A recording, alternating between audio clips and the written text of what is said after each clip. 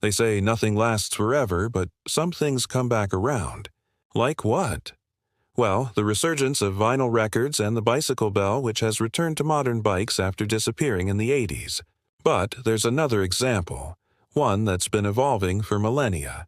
We're talking about a lightweight shield for sun protection, a symbol of elegance and status in Victorian times, yet still finding its place in modern fashion and red carpet looks.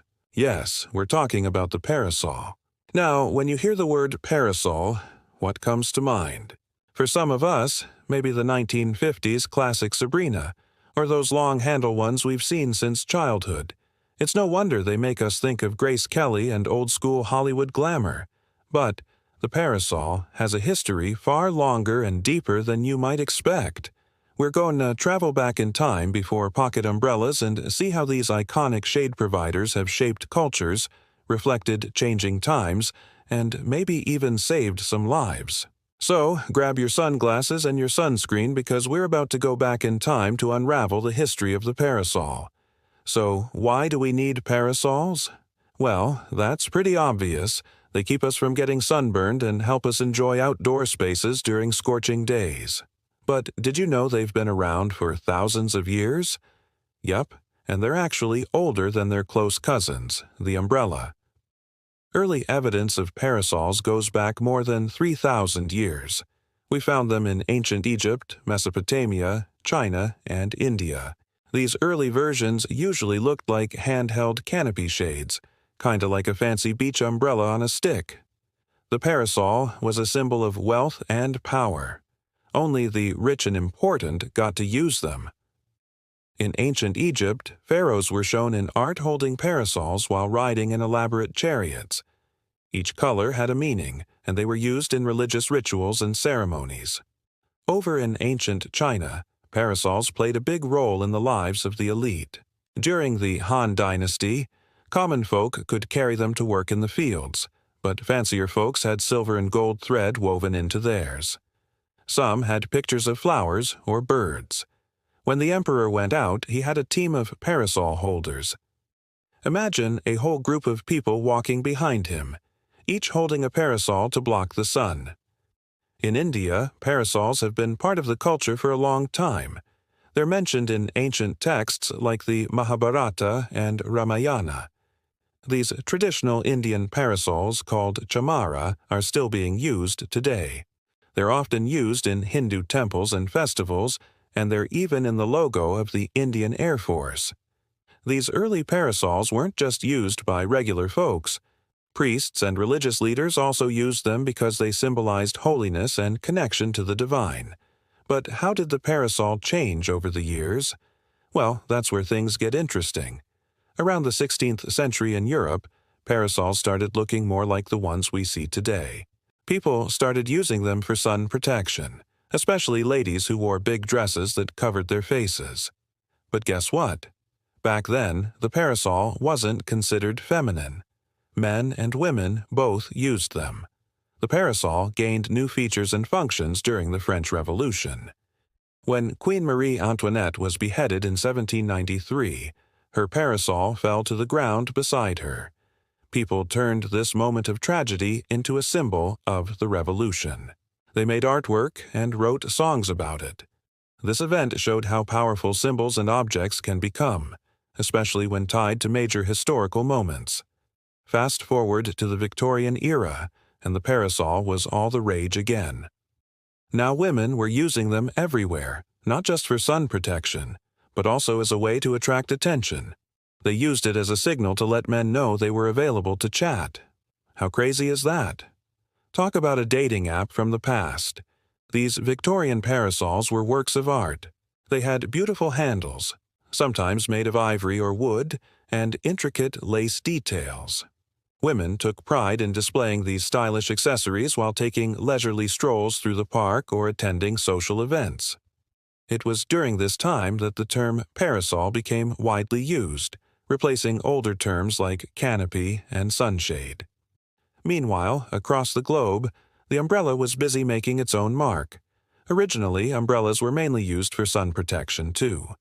But when Europeans started using them in the 18th century, things changed. A guy named Jonas Hanway was walking around London with one of these funny-looking umbrellas that had a round top and protected him from rain. At first, people laughed at him because they thought umbrellas were only for women. But as the rain kept pouring down, more and more people started using them, including King George II. By the 19th century, umbrellas were a common sight on the streets of London. These days, most of us take umbrellas for granted. But did you know they haven't always been around? Let's take a quick time out from our parasol journey to talk about umbrellas.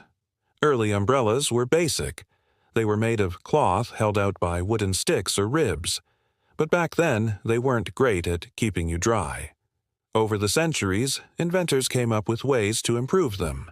One by one, people started using steel ribs to replace the wooden ones, making the umbrellas stronger and lighter. They even developed special fabrics coated with oil to keep the rain from soaking through. By the 19th century, they figured out how to make umbrellas fold up. This made them easier to carry around until you needed them. And in the 20th century, umbrellas got even better. People switched from oil to nylon and other synthetic fabrics that were more effective at keeping out the rain. Automatic umbrellas that opened and closed with a push of a button were invented. These changes made it so much more convenient to carry an umbrella around.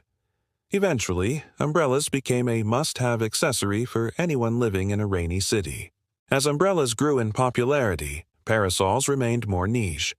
They were still popular in certain parts of the world like India, but they took on a more ornamental role in many places. So here's a question we've been waiting to answer. What's the real difference between an umbrella and a parasol? Apart from their distinct uses for sun and rain protection, these two tools have a lot in common. Both have a canopy to shield you from the elements and a frame to support it. The main difference is how they're designed to deal with rain or shine. Parasols often have a simple frame that opens and closes manually. They're made from light fabric like cotton or linen that doesn't need to be water-resistant. On the other hand, umbrellas have sturdier frames with curved canopies to help shake off water and keep you dry. They typically feature telescopic mechanisms for easy opening and closing and use durable water-resistant fabrics like nylon or polyester. Aside from functional differences, umbrellas and parasols also have distinct cultural connotations. Parasols tend to be seen as more stylish and associated with leisure time and warmer climates, while umbrellas are viewed as practical and necessary for rainy and colder weather. Today, the line between umbrella and parasol is getting blurrier. With new materials and designs, you can find umbrellas that protect you from the sun's rays and parasols that stand up against wind and rain. Plus, technology has brought fancy features to both. Imagine a parasol with a built-in flashlight or an umbrella with a Bluetooth speaker. And let's not forget about fashion. Parasols are making a comeback in modern fashion. Designers are creating unique styles with bold colors and patterns, and celebrities are rocking them on the red carpet. Who knows? Maybe wearing a parasol will be the next big trend. From ancient origins to modern twists, the umbrella and parasol have come a long way.